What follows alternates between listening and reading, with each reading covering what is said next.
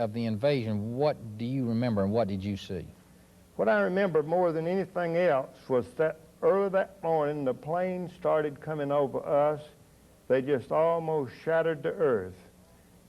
Everything was shatters from these planes. Just one wave after another was going across the English Channel. They was coming right over us on a continuing flow. And one thing was a little exciting for us. One of the planes that was pulling a glider, the cable snapped, and he landed right next to us in the field right next to us. And we helped to guard the plane while, and by the way, when he landed, immediately they wheeled out of there with a Jeep out of the glider and was ready to go back to the base, you know, to tell them that they'd had a mishap, I guess. So we guarded the plane. Those guys were geared up for immediate combat. Yeah, yeah. When he landed, the nose dropped down and he come out of it with a Jeep right away. That was better than going into combat with getting out of it, though. We was more calm than they was later. You had to wait 7 days to cross, and when you did, you had quite an exciting crossing. Tell me about the boat you went in and what happened that first night. And you headed for Omaha Beach, which was one of the most destructive areas, an area where fierce fighting took place. You went right into the heart of the battle.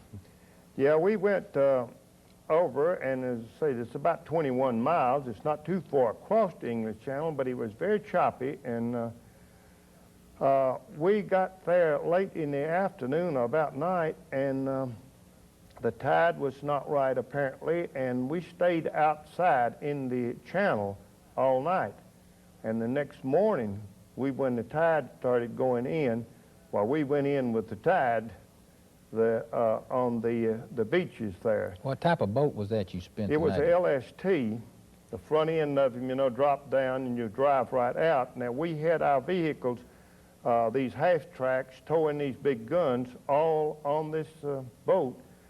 And I might say that our company, B Company, was the advanced element of our battalion. We went 3 days before the rest of the battalion did in the invasion.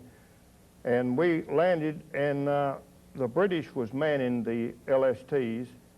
And the first gun crew that went off with his half-track, he hit the water and he began to sink, and he went all the way down till he too far and drowned him out, because there was a big bomb crater there that we had no idea was under the water, you know. So they backed the ship up, the boat back, and pulled over a little bit, and the rest of us went right on in without any problem. We lost that one. I read about those bomb craters, and a lot of people were lost in those things, soldiers and equipment. Yeah, it just sunk down too far. We had them waterproof where they could run under about 3 foot of water, but more, but that was just too deep. Were you sick when you landed? Were you seasick when you landed? I was not seasick. Some of my boys was seasick and couldn't eat, but I don't know, I guess I could always eat. And I was still, was not seasick when I landed. Well, let's follow this through in some type of sequence. What did you see immediately when you hit the beach? The first thing I saw when we were going on the beach was an officer, a tank destroyer officer that I'd never seen in my life before. I don't know how he got there, but he was already there. And he said, "How quick can you get these guns ready to fire?" I said, "It'll be about 2 hours at the best." We had this old Cosmoline grease on the guns and the half-tracks to keep them waterproof where we could bring them in without damage. And it took us about 2 hours to get those waterproof. And after that time, they put us immediately on the front line. They said they were desperate for firepower. By front line, how far up the beach did you go? They had pushed in just far enough that to where the battleships could not give them any support, you know. And the artillery had not landed, so they desperately needed firepower. And they took half of our company, which had 12 units, 12 big guns, and we lost one, so it just left us 11. They took about half of them for direct fire, and the other half for laying artillery. Did you see a lot of destruction as you went to the front? All kinds of destruction everywhere you looked, of course, there on the beaches and off of the beaches there, too.